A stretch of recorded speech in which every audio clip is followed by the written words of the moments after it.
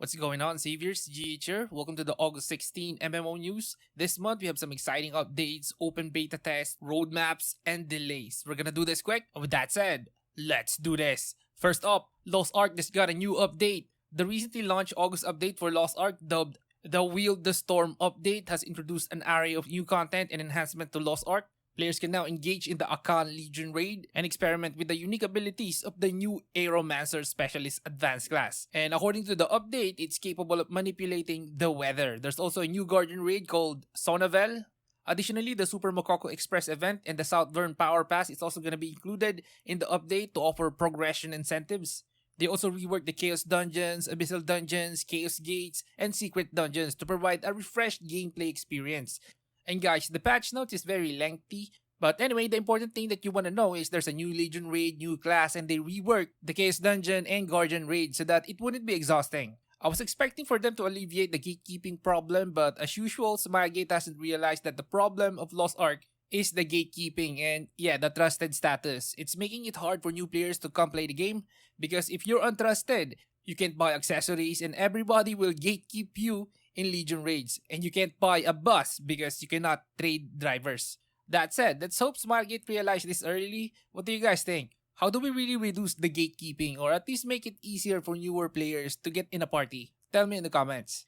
Next up, NCSoft has officially confirmed that its MMORPG Throne and Liberty is set to launch in South Korea in Q4 in 2023, while the Western release has been postponed until 2024. This delay is attributed to the desire to enhance the combat system. Originally positioned as a next-gen MMORPG with dynamic time of day and weather affecting gameplay, the initial combat system has received criticism during the South Korean beta for resembling a tab target system commonly seen in older MMORPGs. Notably, players couldn't move while attacking, leading to a static combat experience. However, significant improvements are being implemented, including enhanced response speed, dynamic combat allowing attacks while moving, and an increased growth rate for more engaging character progression. NCSoft is partnering with Amazon Games for a global closed beta test, and the game, powered by the Unreal Engine technology, will be available on PC, PlayStation 5, and Xbox Series S and X, with crossplay across all platforms. So there it goes, guys. In my opinion, if this game has an autoplay, it's dead on arrival. How about you guys? Is it okay for you? Tell me in the comments.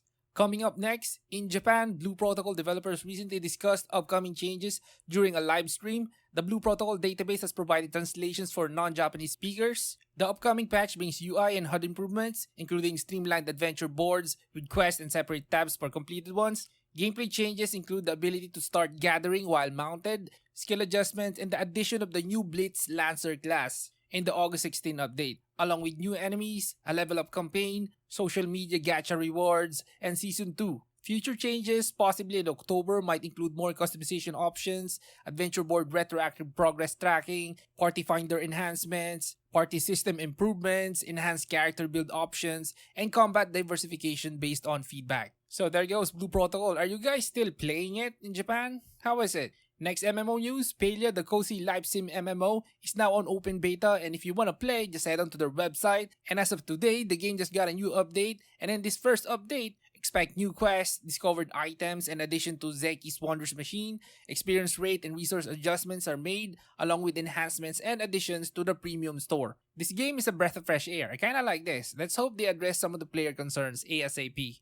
Now, for a little bit of not so free to play MMO news, the upcoming patch for Final Fantasy XIV, expected in October, will extend the free trial experience to include the second expansion, Stormblood, allowing players to engage in most content solo. While the main story content up to Stormblood's patch content can be played with bots using the duty support and trust systems, and according to this, boss fights are excluded from this update. Optional and larger scale content such as raids and alliance raids will also remain unavailable for bots. The Stormblood trial will offer access to most content up to level 70, including class leveling and death escape trials, while certain restrictions to prevent botting and mass farming will persist. If you haven't checked out Final Fantasy, I think it's a good time to check it out now. Next up, in a notable update for Albion Online, a new mechanism has been introduced to the gold market in the form of purchase fees, aimed at discouraging gold hoarding and increased gold circulation. This fee is calculated as a percentage of the silver cost when buying gold, aim to stabilize premium prices and provide a more consistent experience. Notably, these fees won't apply to purchases of premium with gold or silver. The patch also brings tweaks to controller functionality and implements balance adjustments for various weapons and some armor. Now, let me give you guys a little bit of update for Eden Eternal. The last update the game got was in July, which increased the level cap to 65, and the Ranger class is now available.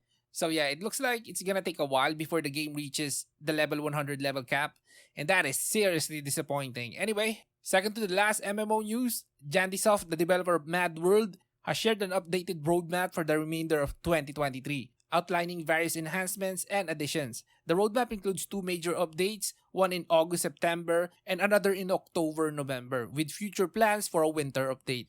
The initial update focuses on improving combat mechanics, introducing new active skills, allowing skill buffs with specific traits. The monster combat system will be reworked to encourage players to spend more time in earlier chapters.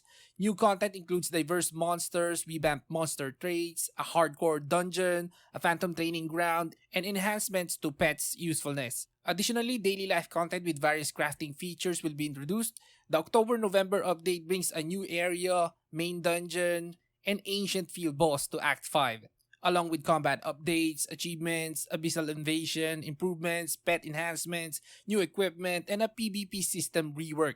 The winter update is set to include a new dungeon, field events, equipment additions, and more. And for the final bit of free-to-play MMO news, in the recent update for Fantasy Star Online 2 New Genesis, a new high difficulty quest named Sign of the Planet Breaker has been introduced. This challenging quest requires players to form groups of 4 to confront the powerful Dark Falls level enemy called Starless Dark Falls Stolus.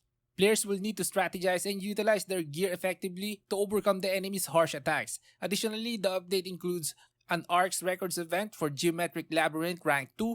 Solo in Trinitas will be available for all classes. The update also includes the AC Scratch ticket, Uncle from Another World style, I don't know this anime, featuring avatar items to transform characters into the Uncle and the others, a weapon camo, and various collab items. So there it goes. 2 weeks ago I asked you guys, do you think Ragnarok Landverse will succeed or not? And 79% of you guys said it will fail. Okay, we will see. To the 21% that thinks it will succeed, tell us, why do you think it will succeed? That's it, leave a like and comment, and this is Game Me Hardcore. See you in the next one.